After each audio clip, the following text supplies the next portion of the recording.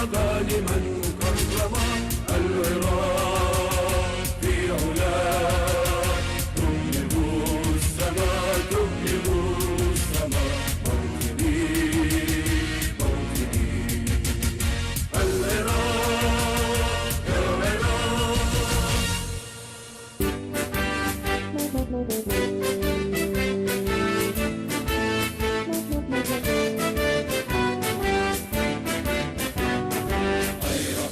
يا ما وقومي كردبان نعيش جهداني توبي زمن نعيش جهداني توبي زمن كسنا لكل مردوا كسنا لكل مردوا كل زندوا زندوا وقتنانوي الله كمان زندوا وقتنانوي الله كمان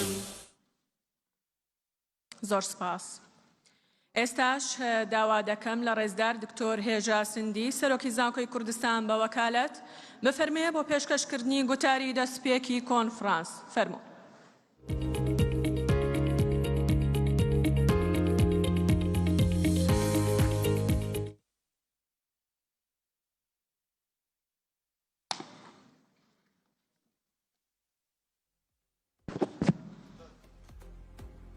بەیانی باش زۆر بەخێر بێن. Good morning to all and thank you very much for being here with us. Thank you for joining us at the University of Kurdistan Hawler and thank you for being part of this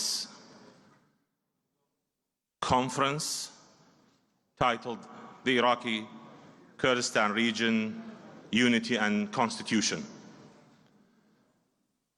We look forward to have productive discussions and definitely fruitful outcomes here today. So again, thank you very much. We're privileged. It's a great honor for us. I'll now, if you may allow me to deliver my speech in Kurdish and there'll be translation. Rezdar Nechirvan Saroki Haremi Kurdistan. Rezdar Masroor Barzani Saroki Hukmati Haremi Kurdistan.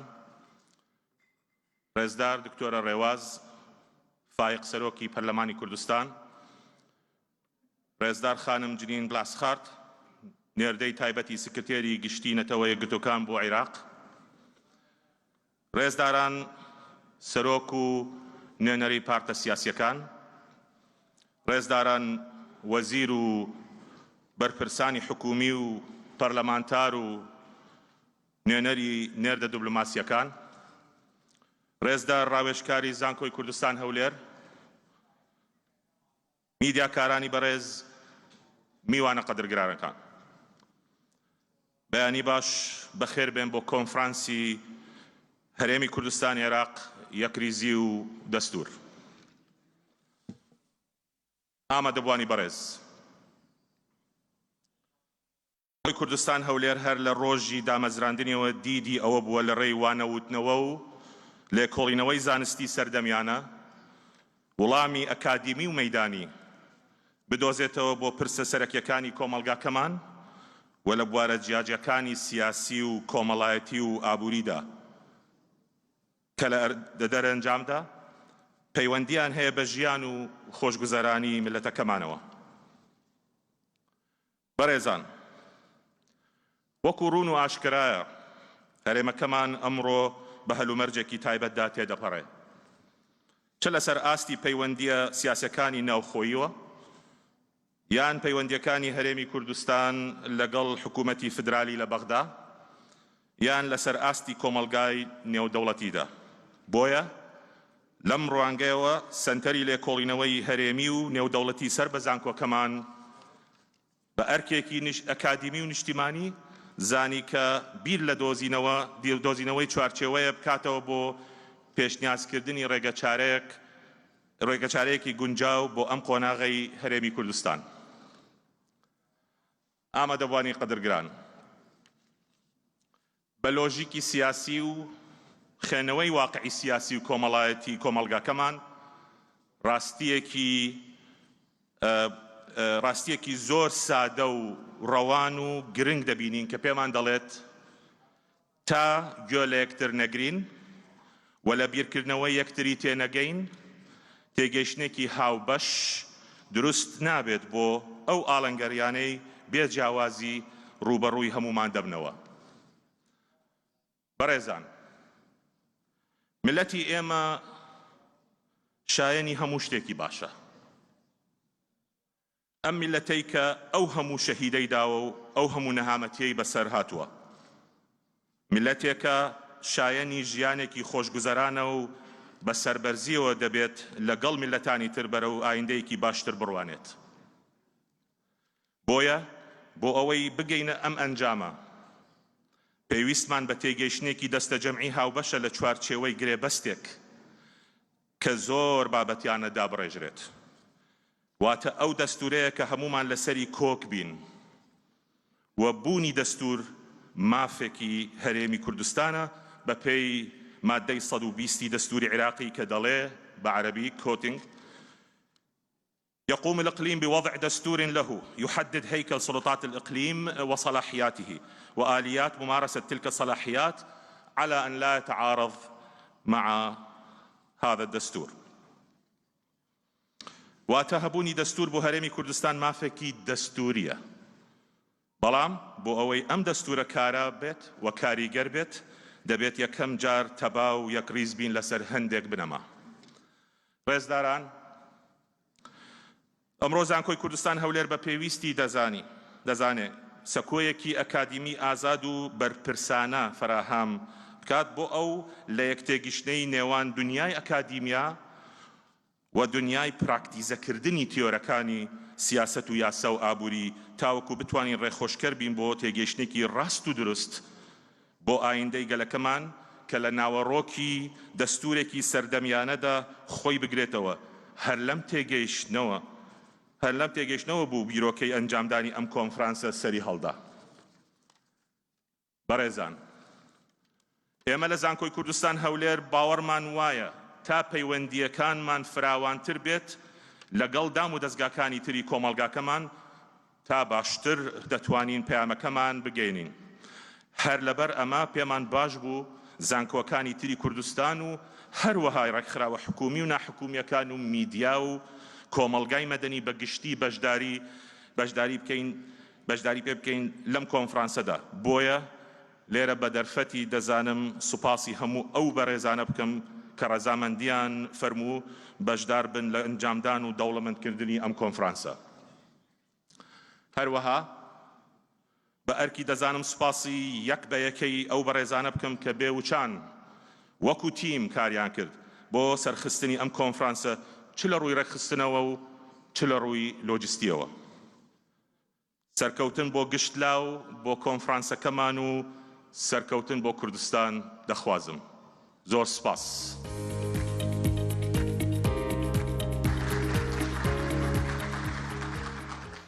ئێستاش داوا لە ڕێزدار مەسرور بارزانی سەرۆکی دکتور هێژا سندی ئاخەفتان هاژی داخواژ سەرۆکی حکوومەتی هەرێما کوردستانی مەسرور بارزانی هاتاکیرن.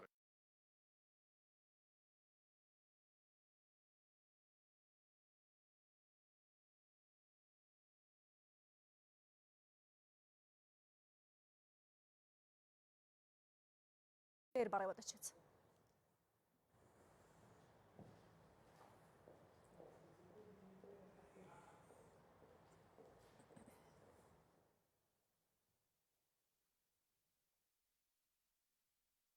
بەناوی خۆی گەورە و مێرەبان، بەڕێز کاک چیروان بارزانی سەرۆکی هەرێمی کوردستان، بەڕێز ڕێوازخان سەرۆکی پەرلەمانی کوردستان، بەڕێز جەنینخان نوێنەری وڵاتە یەکگرتووەکان، بەڕێزان نوێنەرانی حزب و لایەنە سیاسیەکان، دیپلۆماتکارەکان، پیاوانی ئاینی، بەڕێزانی ئامادەبوو لەم کۆنفرانسە، من زۆر خۆم بە خوشحاڵە زانم کە ئەم فەرسەتە ڕێکخرا بۆ ئەوەی بەشداری لەم کۆنفرانسە گرنگە بکەین کە باس لە یەکڕێزی و دەستوری هەرێمی کوردستان دەکات. سوپاسی ڕێکخەرانی ئەم کۆنفرانسەش دەکەم، دەستخۆشیان لێ دەکەم. یەکڕێزی وشەیەکی جوانە و دروشمێکی جوانتریش، بەڵام بە دروشم و بە قسەکردن یەکڕێزی دروست نابێت. پێشەوەی یەکڕێزی دروست بکەین پێویستە ئێمە ئامانجی خۆمان یەک بخەین. ئێمە یەکڕێز بین بۆ گەیشتن بە قۆناغێک کە ئەو قۆناغە بە هەمومان وەکو یەک وا بێت. ناکرێت داوای یەکڕێزی بکەین و بەرەو دوو ئیتیجاهی جیاواز حرەکە بکەین. ناکرێت ئێمە لە ناو پاپۆڕێک بەلەمێک بین ئەگەر دوا قۆناغ و مەقسەدمان یەک نەبێت. لەبەرەوە پێویستە پێش ئەوەی یەکڕێزی وەکو وشە یان وەکو دروشم بەکار بێت پێویستە ئێمە باس لە دوا قۆناغی خۆمان بکەین کە بۆچی یەکڕێز دەبین. ئەنجام یان ئامانجی ئێمە لەم یەکڕێزیە چییە؟ دەمانەوی چی بکەین؟ بێگومان ئەمەش هەروە دروست نابێت ئەگەر گفتوگۆی لەسەر نەکرێت. و لە هەمووی گرنگترەوەیە هەموو لایەنەکان بەیەکەوە لە نزیکەوە قسە لەگەڵ یەکتر بکەن بە مێشکێکی فراوانەوە ئامادە بن گوێ لە یەکتر بگرین یەکتر قبول بکەین بۆ ئەوەی ئەو ئامانجەی کە مەبەستی هەموو خەڵکی کوردستانە ئێمە بتوانین لەسەری ڕێ بکەوین و بەیەکەوە بەرەو ئەو ئامانجە هەنگاو بنین. بەوە دەتوانین یەکڕێزی خۆمان بپارێزین. بەوە دەتوانین بە دەستنیشانکردنی ئامانجی هاوبەش ئەو کاتە دەتوانین یەکڕێزی خۆمان ڕێک بخەین و بەیەکەوە بەرەو ئەو ئەوانجە هەنگاو بنین. ئێمە نمونەی زۆرمان هەیە لەوەی کە لەو کاتانە یەکڕێز بووین دەستکەوتەکانمان چی بوون. لە سەرەتای ڕاپەڕینی ساڵی 1991 هەمومان بینیمان کە بە یەکڕێزی لایەنە کوردستانیەکان دەستکەوتەکانمان چی بوو. ئێمە توانیمان کیانێکدا بمەزرێنین کە ئێستا ئێمە لە ئەنجامی خەبات و ئەو هەوڵە و ئەو یەکڕێزیە لێرەدا بەیەکەوە دەژین و بووینەتە خاوەنی حکوومەت و پەرلەمانیش. لە دوا قۆناغدا ئێمە بینیمان لە هەنگاوی هاوکاریکردن لەگەڵ یەکتر لە دەرباسکردنی یاسای بودجەی عێراقی ئەم ساڵ کە چۆن بە یەکڕێزی توانیمان ئەم ئامانجەش بپێکین. شتێکی زۆر ئاساییە ئێمە بیر و بوچوونی جیاوازمان هەبێت.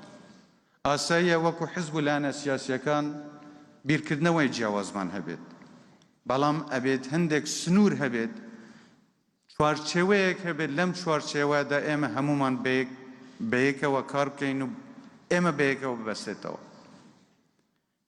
و ئەو چوارچێوەیەش دەکرێت لە دەستوردا دەستنیشان بکرێت. چین ئەو شتانەی کە نابێ هیچ یەکێک لە ئێمە لەیلا بدات. چین ئەو شتانەی کە دەتوانین بەیەکەوە کاری بۆ بکەین. ناکرێ یەکێک داوای سەر بەخۆی بکە یەکێک داوای شتێکی تر بکە. یەکێک داوای مەبدە و پرەنسیب بکە یەکێک داوای شتێکی تر بکە. هەبێ هەمومان بەیەکەوە داوای یەک ئامانج بکەین داوای یەک هەدەفی دیاریکراو بکەین. و لەو وەختەوە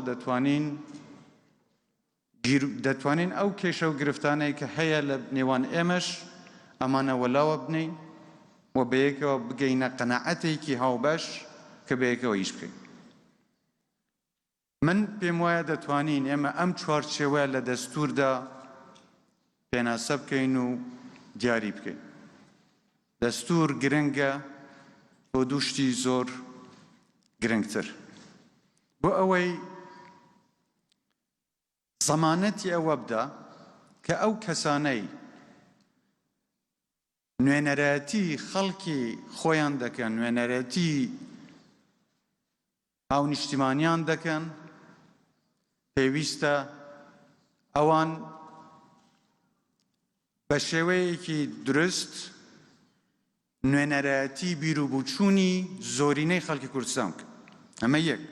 دوو، ئەو هێز و دەستهەڵاتەی کە دەستهەڵات دەگرێتە دەست پێویستە بەرپرس بێت بەرامبەر بە خەڵکەکەی خۆی.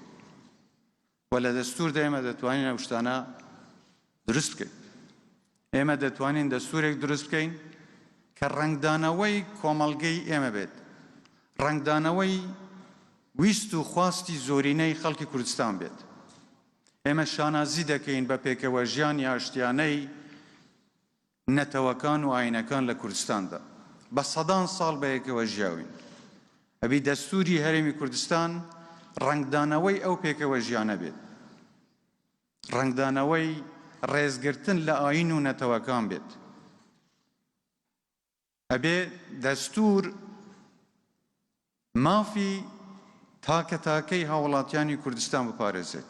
هەر یەکێک بە تەنیا ناتوانێت ئەو فشارە لەسەر دەستهەڵات دروست بکە بەوەی کە بە کۆمەڵ خەڵکی کوردستان بەیەکەوە دەتوانن ئەو فشارە دروست بکەن. ئەمەش بێگومان لە دەستوردا دەتوانێت ڕنگ بداتەوە. ئێمە پێویستە هەموو هەوڵێکمان بۆ ئەوە بێت کە دەستوری ئێمە بە باشترین شێوە نوێنەرەتی ویست و خواستی خەڵکی کوردستان بکات، نەک تەنیا بۆ ناوخۆی کوردستان بەڵکو لە عێراق و لە سەرئاستی ناوچەکە و لە دنیاشدا. کوردستان وڵاتێکی دەوڵەمەندە بە مێژووی خۆی، بە خەباتی خۆی، بە پێکەوە ژیانی ئاشتیانەی ئاین و نەتەوەکان و پێویستە دەستور ئەمە دەستەبەر بکات. ئێمە ناتوانین تەنیا بوچوونی لایەنێک بکەین بە بنەمای دەستورێک کە پێویستە نوێنەرەتی هەموو خەڵکی کوردستان بکە. بوچوونەکان پێویستە لە یەکتر نزیک بکرێن، ئەگەر نزیکیش نەبن هەروەکو باسم کرد بە یەکخستنی ئامانجی خۆمان لە داهاتوو دەکرێ و بوچوونانەش لە یەکتر نزیک بکرێنەوە و ئەو دەستورە لەسەر ئەو بنەمایە دروست بکرێت. ئێمە ئەوەی پێمان بکرێ لە لایەن حکوومەتی هەرێمی کوردستانەوە دەیکەین بۆ ئەوەی کەشێکی وا بێتە ئاراوە خەڵک بتوانێت بە ئازادی بڕیاری خۆی بدات.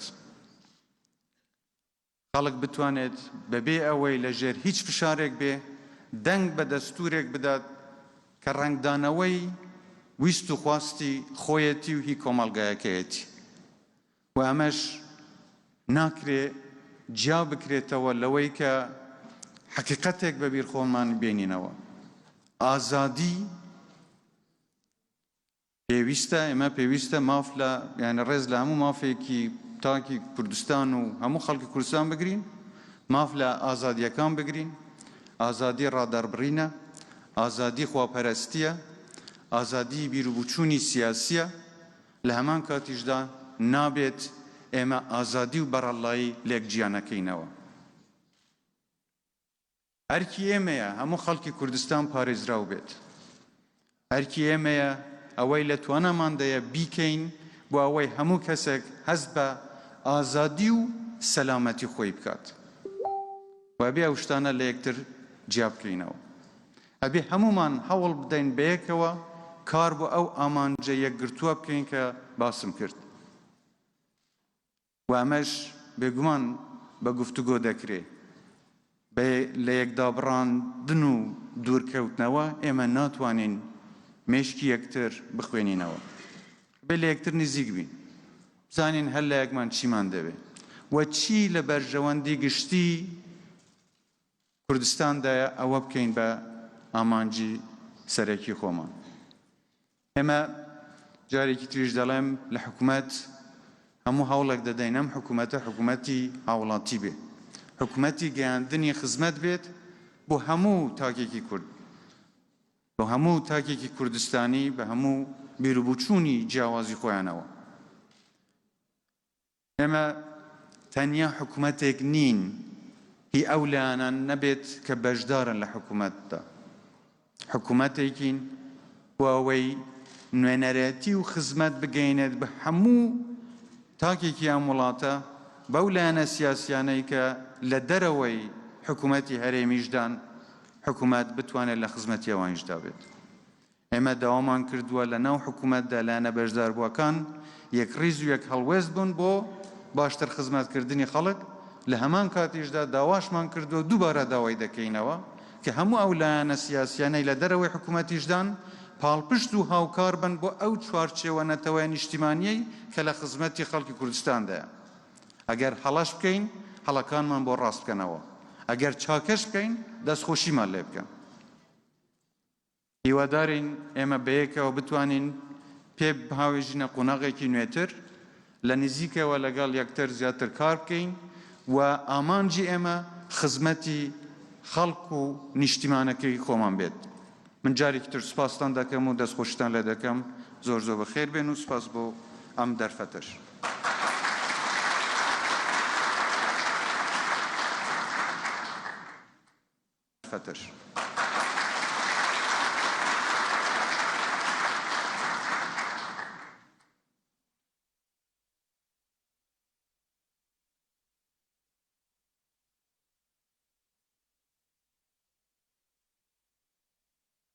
زۆر سپاس بۆ ڕێزدار مەسرور بارزانی سەرۆکی حکوومەتی هەرێمی کوردستان و وتە بەنرخەکەی.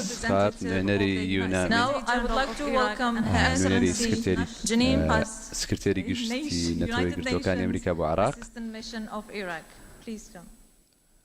فەرموو. بەڕێز جەنابی سەرۆک، بەڕێز سەرۆک وەزیران، بەڕێزان، میوانە بەڕێزەکان بەخێر بێن، بەیانیتان باش. دەمەوێت لێرە سوپاسی زانکۆی کوردستان بکەم بۆ بانگێشکردن بۆ بەشداریکردن لەم کۆنفرانسان. زۆر شەرەفمەندم بۆ ئامادەبوونم لێرە. ئەگەر ڕێگەم پێ بدەن دەمەوێت هەندێک قسە بکەم لێدوانەکانم. تۆزێک تەحەدای تێدایە و ڕەنگە تۆزێ ناخۆش بێداتان، بەڵام دەمەوێت هەندێک کێشەکان لێرە بڕوونی بخێنە ڕوو. بەو شەیدی کە بەشێک لە ئێوە ڕەنگە خاڵەکانی من زۆر بەگشتی بزانن. هیوادارم وەک کورد دەڵێ ئەو هاوڕێ باشە کە تۆ بگریێنێ. من لەسەر ئەم ڕێچکەی قسە دەکەم. من گفتوگۆم زۆر کردووە لە هەرێمی کوردستان، زۆر بە گشتی قسەم کردووە. ڕەنگە هەندێک بەدڵی منیش نەبوو بێن، بەڵام من بەردەوام قسەی خۆم کردووە. من زۆر ڕێز لەم بیر و بۆچوونە دەگرم، نەک تەنیا بیر و ڕناگۆڕینەوە تەنیا بۆ کۆنفرانسێک، بەڵکو دەمانوێت چارەسەرەکان بدۆزینەوە بۆ ئەو کێشانێک کە هەن. بەڕێزان، بۆ کۆنتڕۆلکردنی داهاتوی خۆت ئەوە تەحەدایەکی گەورەیە بۆ هەموو تاکێک. سەیرکردنی مێژوو جوگرافیای ئەم هەرێمە دەمەوێت ئەوە بڵێم کە کەیسەکە کوردستانیان مێژوو پێمان دەڵێ ئێستا داهاتوو زۆر ناڕوونی هەیە. ئەوە لەوە تێگەیشتوین، بەڵام ئەوەی دەیزانین وەک سەرۆک وەزیران وتی کاتێکی زۆری ویست بۆ ئەوەی ئەو دەستکەوتانی ئێستای ئۆتۆنۆمی بەدەست هاتوون، کاتێکی زۆری ویست. خەڵک قوربانی زۆری داوە، بەڵام هەر وەک هەموو شوێنێکی دیکە ئازادیەکان ئاوا بە ئاسانی بەدەست نایەن. ئەوەی دەمەوێت بڵێم ئۆتۆنۆمی ئێستا بەدڵنیایی وەری نەگرین، دەبێت پارێزگای لێ بکەین یەک ڕیزی کلیلی سەرکەوتنا. من لە هەفتەی پێشوو لە ئەنجومەنی ئاسایش قسەی زۆرم کرد لەم بارەیەوە. باسم لە کۆمەڵگە زیاتر لێک نزیک بێتەوە لە عێراق. ئەماوە دەگەن کە عێراق ئەو کاتە بەهێزە کاتێک هەموو لایەنەکان بێکەوە یەک ڕیز بن. ئەم دابەشکاریەکە هەیە دەبێ سازانێکی نیشتیمانی سەر هەبێت. هەرێمی کوردستان ئێستا زۆر جیاوازە، ماڵێک کە زمانی جیاواز تێدایە، ئاینی جیاواز تێدایە. ئەمەش پارێزگاری زۆر لێ کراوە لە پاپە فرانسیس کاتێرە بە چاوی خۆی ئەم جیاوازیەی بینی.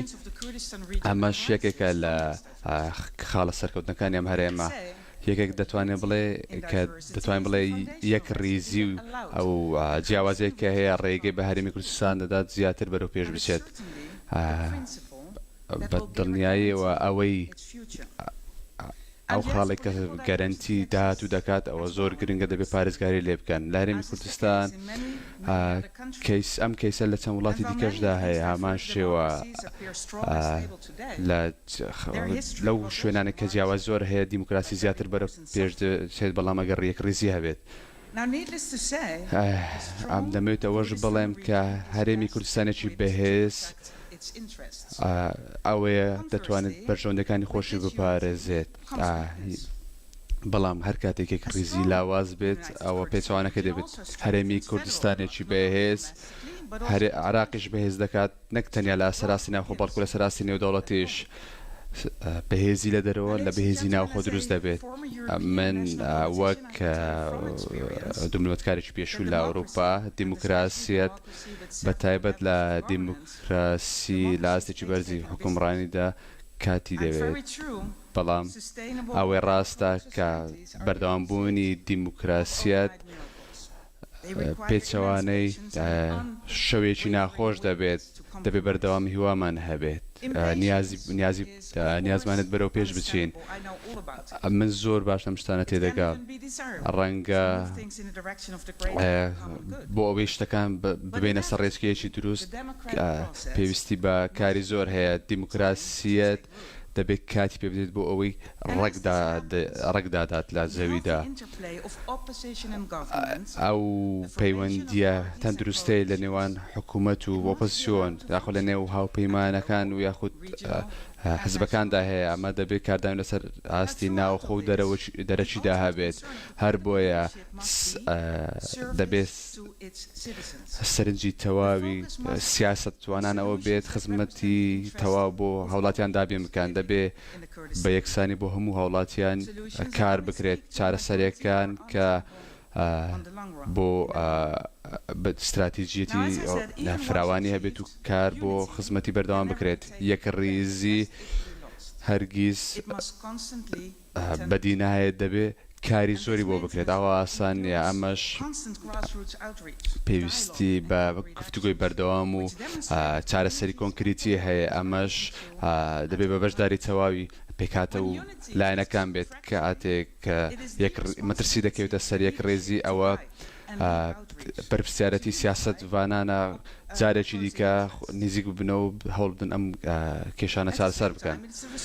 لە هەمان کاتدا بەرپرسیارەتی هەموو هاوڵاتیانە کە ئەوەیان قبول بێت کە بیرڕای جیاواز هەبێت و پەرەی پێ بدەن لە نێو خۆیاندا و پاڵپشتی ئەم فرە چەشنیە بکەن.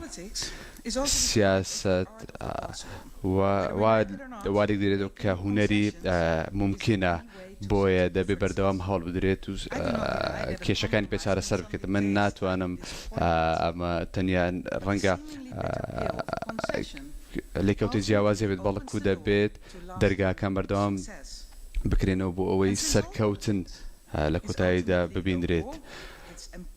سیاست لە کاتێکی دیکە دەبێ هاو بە شتێدا بێت کاری لەسەر بکرێت لەسەر ئاستێکی باڵا، سیستەمێکی باڵانسکرا و دەبێ ڕێگە بە هەموو لایەنەکان دەدات بە ڕەچاوکردنی پێکاتە جیاوازەکاندا. لێرە دەمەوێت باسی ئەوش بکەم کە یەک ڕیزی چۆن پەیدا دەبێت. وەک گروپێک ناتوان بێکەوە بن ڕەنگە ئەمەمانەوە نەبێت کە گفتوگۆی تەندروستە بتوانن ناو خۆیاندا بکەن. دەنگە جیاوازەکان ڕەنگە گویان لێ نەگیرێت. من بەڕای من ئەوەیە کە گفتوگۆی جیاواز دەنگی جیاواز گەرنتی سەرکەوتنی کۆمەڵگایە. گوتە جوانەکان گفتوگۆی بنیادنەر بەردەوام شوێنی خۆی دەکاتەوە، بەڵام لە کۆتاییدا دەبێت شتەکان بە ئەنجام بدرێت. ڕوبەڕووبوونەوەی گەندەڵی و بەبێ بەڕەچاوکردنی هەموو لەوانە یەک ڕیزی پێشمەرگە دیدگای پێشمەرگەی 25 یەکێکە لە ئامانجە گەورەکان. هەرێمی کوردستان نابێت چی دیکە بەسەر دوو زۆندا دابەش بکرێت، زەرد و سەوس. دەبێ بەرەو کاتی ئەوەیە دەبێ سازانشی نیشتیمانی هەبێت بۆی سیاست سەقامگیر بێت لە هەرێمی کوردستان. پاراستنی سەروەری وڵات ڕەنگە لە ڕووی جوگرافیەوە کێشەی زۆر هەبێت، بەڵام چۆن مەترسێ بۆ عێراق وەری کوردستانش بە هەمان شێوە ئەم هەڵکەوتە جوگرافی هەرێمی کوردستان دەبێ لە بەرژەوەندی هەرێمی کوردستان بشوێنرێتەوە. بەڕێزان هەڵبژاردنەکان کە بڕیارە لە 10 ئۆکتۆبەر بەڕێوە بچێت عراق لە بەردەم دووڕیاندایە دەبێ هەڵبژاردنێکی سەربەخۆی ئازاد بکرێت بۆ ئەوەی یارمەتی وڵات بدە ڕێزکەیەکی ئارام بگرێتە بەر. ئەنجامەکانی هەڵبژاردنەکان گرنگی زۆری هەیە بۆ پەیوەندیەک لاکەرەوەکانی نێوان هەولێر و بەغدا. لە هەمان کاتدا هەرێمی کوردستان بژاردێکی لە بەردەستدایە ڕەنگە یەک ڕیستام کە یەکتان بکرێت بۆ ئەوەی ئازادەکان بپارێزرێت و ریفۆرم ئابووری و ئەمنیەکان بەردەوام بێن، هەروەها گفتوگۆی جدی دەست پێ بکرێت سەرڕای جیاوازیەکان. ئەو کات من دەتوانم بڵێم کاری گەورە دەکرێت، یاخود ڕەنگە نەتوان ماڵەکە یەک بخەن، ئامەش مەترسی خاتە سەر دەستکەوتەکان. بەڕێزان لە ماوەی ڕابردوودا گفتوگۆی زۆر کرا لەبارەی دەستور، نووسینەوەی دەستور لە هەرێمی کوردستان. ڕەنگە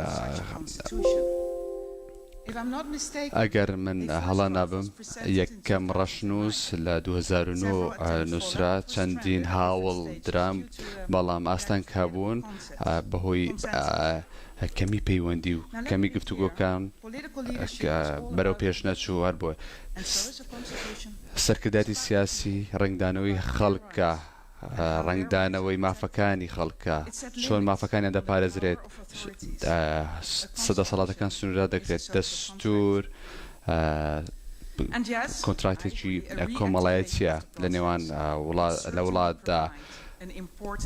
نووسینەوەی دەستور هەلێکی زۆر باش دەبێت بۆ تاوی پێکهاتەکان، بۆ تەواوی لایەنەکەم بۆی بەیەکەوە بتوانن کاری باشتر بکەن.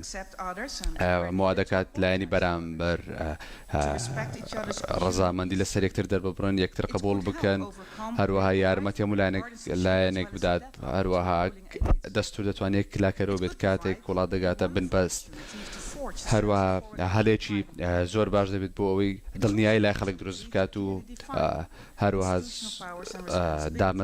دەسەڵاتی دامەزراوەکان بەڕوونی بە یاسایی دەستشان دەکات. هەروەها لە هەرێمی کوردستان شتەکان بەتەواوی ڕێک دەخرێنەوە. ئەگەر ئێوە دەستور بنووسنەوە، پرۆسەکە ئەکتیڤ بکەنەوە، ئێستا بیکەن، ئەمە نابێ هیچ پێشمەرجێک بۆ دەستپێکردنەوەی پرۆسەکە هەبێت. دەبێ متمانی خەڵک بەدەست بهێنەوە، هەرگیز تووڕەیی بە کەم مەزان ئەگەر لە بەرامبەر ئەم پرۆسەیە ڕوویدا. بەڵام دەبێ خەڵک دەبێ بڕوای وابێت کە سەرکردای سیاسی خزمەتی ئەوان دەکات، دەبێ ئەو متمانەیە دروست بێت. ئەگەر ئەمە بکەن، ئەوە ئێستا بە جوانی بیکەن. ئەو بەڵگانەی کە هەن ئەمەش تەحەدایەکی دیکە دەبێ لە دەستوری عراقدا چەندین کێشە هەیە کە جێبەجێ نەکردنی چەندین مادەیە. ئەمەش لە جێبەجێکردنی دەستور بەردەوام کێشەکان چارەسەر دەکەن، بەڵام ئەمە ڕوونادات. هەروە ئەم دیبەیتە سیاسایە لە نێوان هەرێمی کوردستان و بەغدا بەردەوام دەبێت. چارەسەرکێشەکان زۆر پێویست و لە دۆخێکی بەپەلەدان. عێراق بەڕێزان لە کۆتاییدا دەمەوێت بڵێم دەمێت جارش جەخت لە شتێک بکەمەوە. ئەو دەستکەوتانی ئێستا بەدەسهاتوون، ئەم دەستکەوتان دەبێت پارێزن و لە قوربانیدانی خەڵک پەیدا بووە. پرسیارەکە ئەوەیە چۆن دەتوانین بەردەوام بین و بەهێزتری بکەین ئەم دەستکەوتانە بەرەو پێش بین. بەڵام نەتەوەی گرتوەکان پاڵپشتی ئێوەیە، دەبێ گرنگەوە لەوە تێبگەن کە تەواو ئێوە هەمووتان بەیەکەوە لەم دۆخەدان. ئێستا کلیلەکان دەستی ئێوەدان. زۆر سپاس.